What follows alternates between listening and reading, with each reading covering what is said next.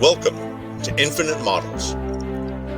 If you like building aircraft, any type of armor,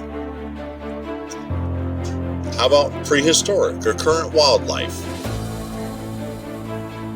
Autos of all shapes and sizes and genres, seafaring subjects of all types, and figures, vignettes, and dioramas, then this group was made for you.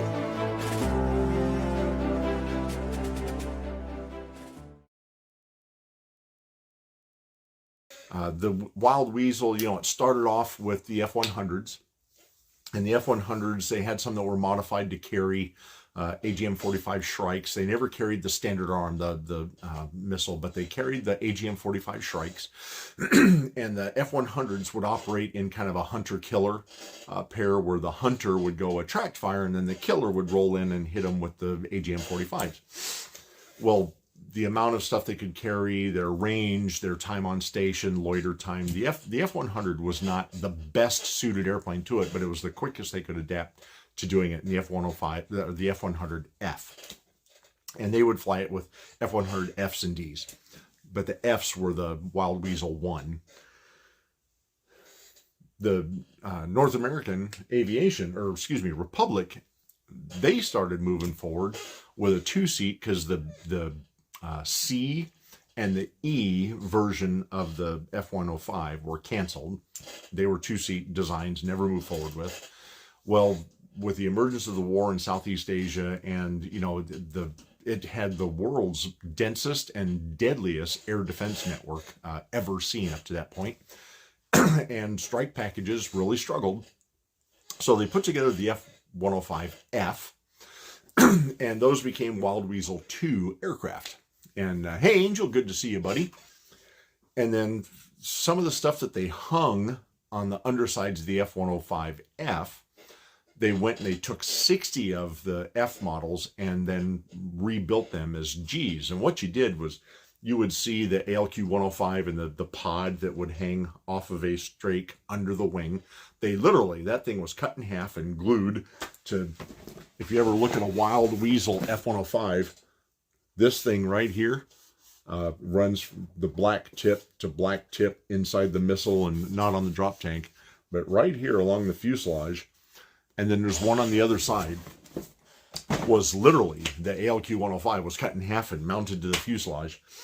And then they had radar homing and warning antennas. They're kind of triangular shape, were grafted into the nose. You had raw antennas on the vertical tail. You had raw antennas on the wingtips, and all of those things were grafted onto the aircraft to make it more sensitive and more distinctive in identifying where a threat was coming from.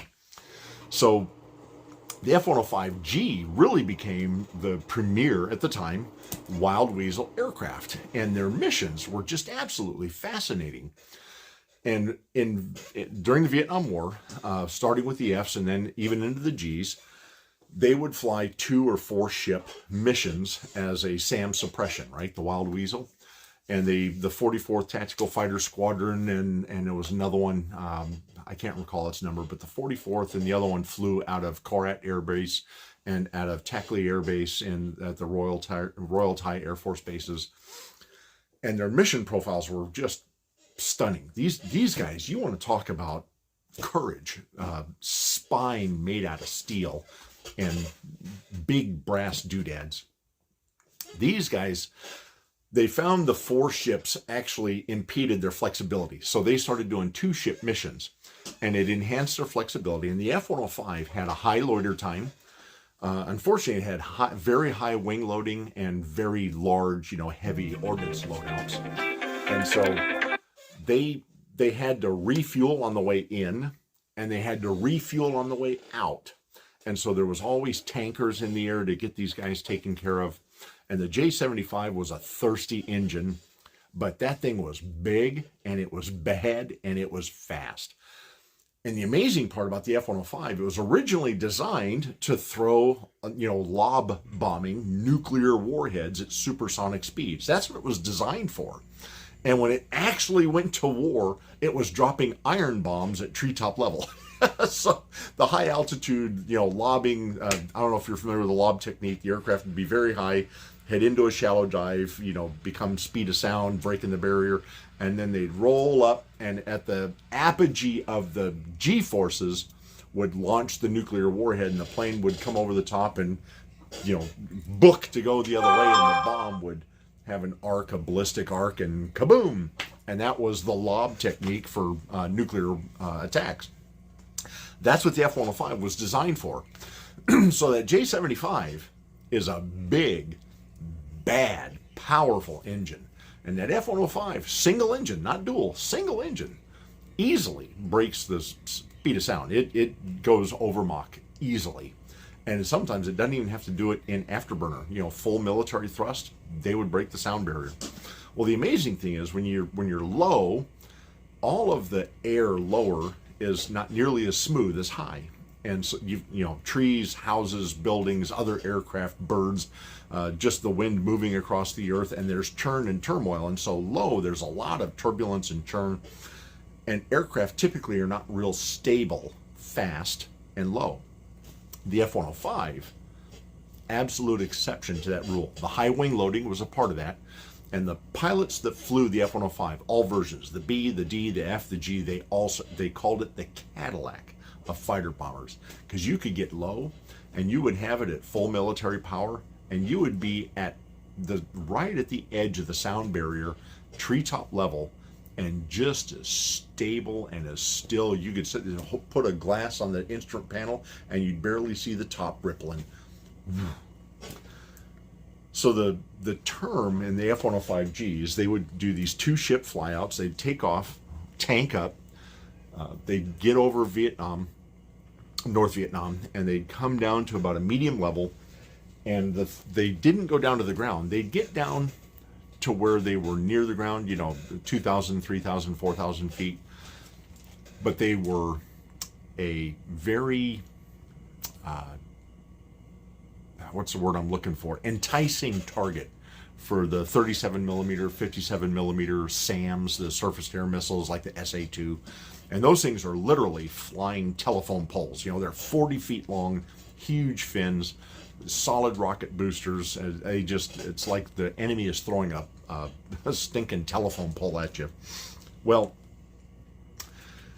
when the Weasels would come in, you'd have the two of them, and basically, on an echelon kind of formation, flying along a couple thousand feet, and they'd start getting painted, which means the radar was sweeping their aircraft. And then as the radar, it was a broad sweep, and when it would find the aircraft, they'd start narrowing the sweep so you'd get passed over more frequently. And then when they wanted to get a lock so that you launched the surface air missile or the anti-aircraft artillery, they changed from like a fire scan to a fire can or whatever the difference was, but it's a different frequency and a much higher frequency for gun control. And they'd go from broad sweeps to narrowing the sweeps to this tracking. And as soon as the aircraft came under tracking, that's what those RAW, the RHW, their radar homing and warning antennas, would pick up those signals. And so the bear, which is what they called the guy in back, Gib, he was called the bear. The bear would call out to the pilot, tracking. We're being painted, we are tracked. And as soon as it was a track and a lock, the next thing that happened was missile launch. And so the pilot would call out to his partners, and it started out as 4, and then eventually, like I said, went down to 2-ship. But the call sign for the 44th, for instance, was Vampires. And you'd have Vampire 23 and Vampire 21 flying together. And Vampire 23 is getting painted, and the bear would go, there's a lock. And the pilot on 23 would go, Vampires, take it down. And so these guys at about 3,000 feet, they'd turn that airplane down and they'd run the throttles. If they weren't at full military power, they'd put it at full military power. Sometimes they'd go into afterburner, but the F-105 would tip over from 4,000 feet and quickly get down to 100 feet. And by the time they got to 100 feet, they were supersonic. Stable. Supersonic. All right, Andrew, we'll see you when you get back.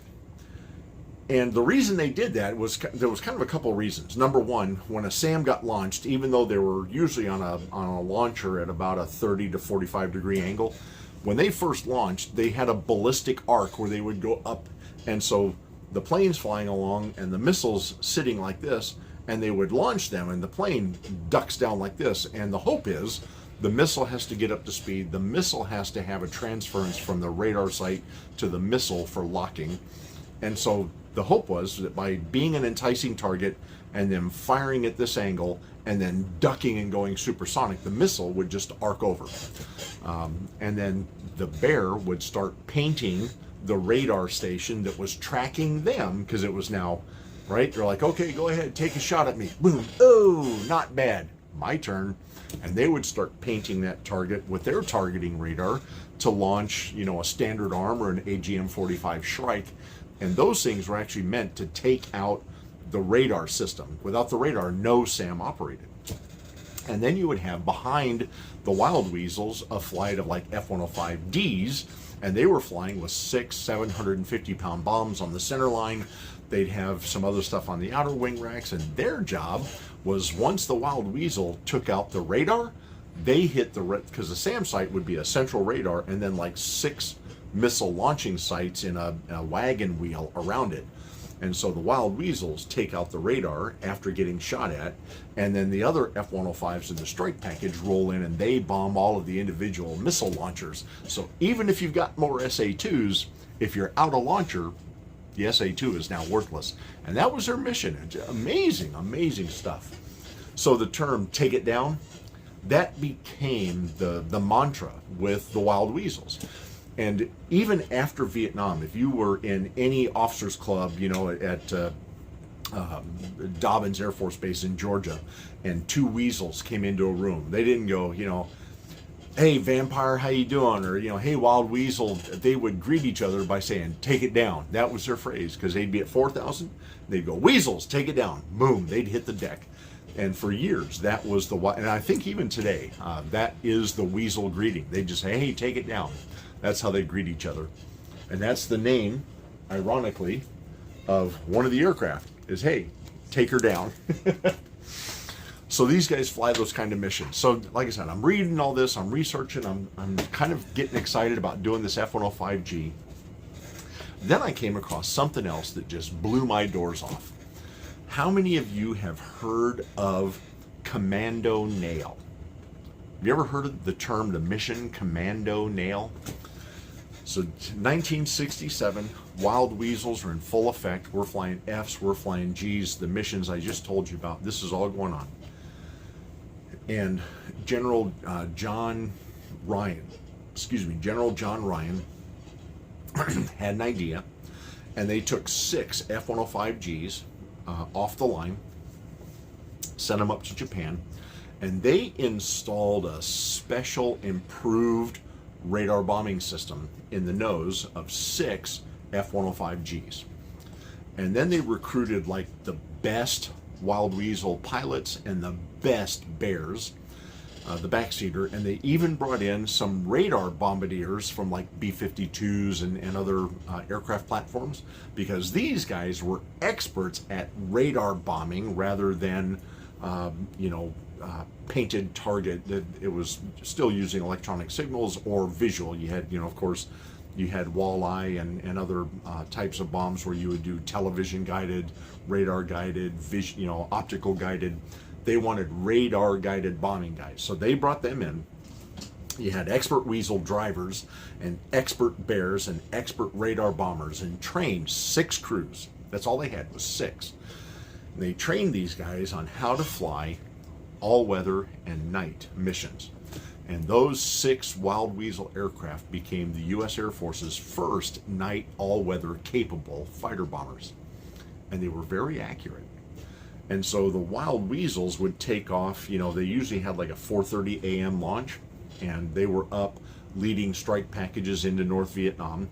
And then aircraft would come back and they'd turn them around, and the next crew would fly the next missions from the afternoon into the evening. And so you had, turnarounds like that all day long with the Weasels. And when all the Weasels got home after the day's missions and loadout, and the amazing thing is, for an aircraft designed for a completely different mission, flying at that tempo, they maintained a 90% sortie availability rate. Astronomical for the conditions they were in. Over 90% mission readiness. Well, as soon as all those guys landed, had dinner at the mess hall, and they're over at the O Club singing fighter pilot songs and talking to each other about the day's missions, guess what was happening? Those 6 Commando Nail guys were finishing their briefing and walking out to their specially modified Weasels, and they were taken off to go fly at night. And the North Vietnamese were completely unaware of it, had targets that they really hadn't thought about defending until this started happening, and all of them were caught completely and totally off guard, and the responses to it was very reactionary. But they started getting, everything is an act, react, and then you hone and get better. So Commando Nail started. And I read an interview from this guy who flew Commando Nail missions. And they said, what is it like? The interviewer is going, what is it like flying Commando Nail missions? And this guy starts out by going, you ain't lived till you've flown in a Southeast Asian rainstorm in the middle of the night. The thunderstorms would literally build all day long. And then when the sun goes down, they would reach this unbelievable ferocity and a crescendo late at night. And these guys are taking off and flying in that crap. So now I told you have to refuel, aerial, air-to-air fueling on the way in, do your bombing, air-to-air refueling on the way out.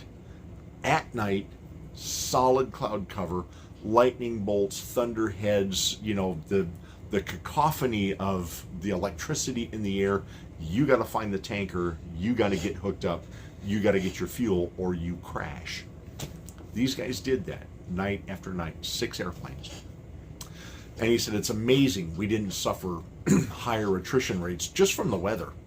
But those 6 airplanes, they would take off in the evening after dusk when the sun was already setting, and they would head north, refuel, get into the thunderstorms, the thunderclaps, lightning all around. And he says, you get in there, and there's so much lightning going cloud to cloud, cloud to ground, cloud to cloud, over your head, alongside, and the canopy of the airplane and the cacophony of all that's going on around you would make things, you would see them in like this iridescent purple, after all the lightning flashes.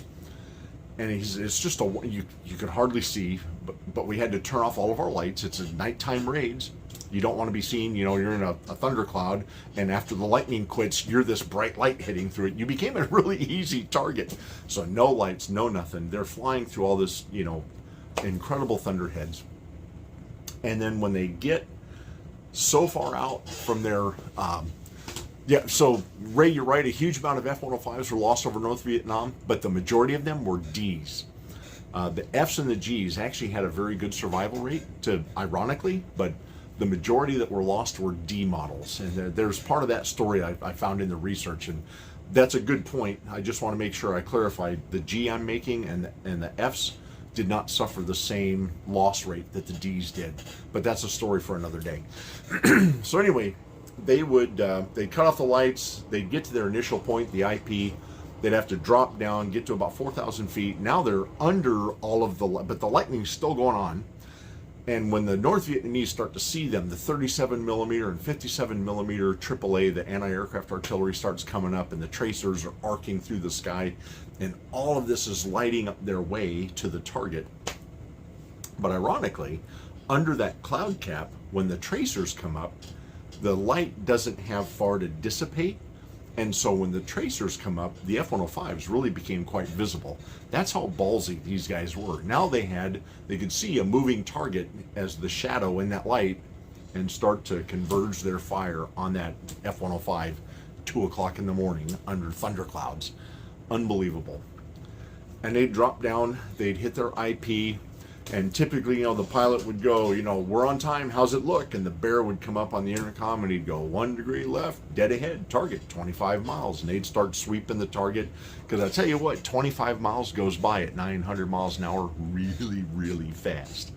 They start sweeping the target, launching the Shrikes and the Standard Arms, taking out stuff. Unbelievable stories from those guys. So, Commando Nail was that mission. And I hope I'm able to find the serial numbers of at least one, if not those 6 airplanes, and maybe some of their markings. And little Vince Mankowski is thinking about trying to make this baby a Commando nail mission F-105G.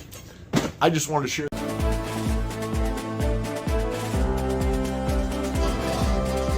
We hope you have enjoyed this Infinite Models presentation.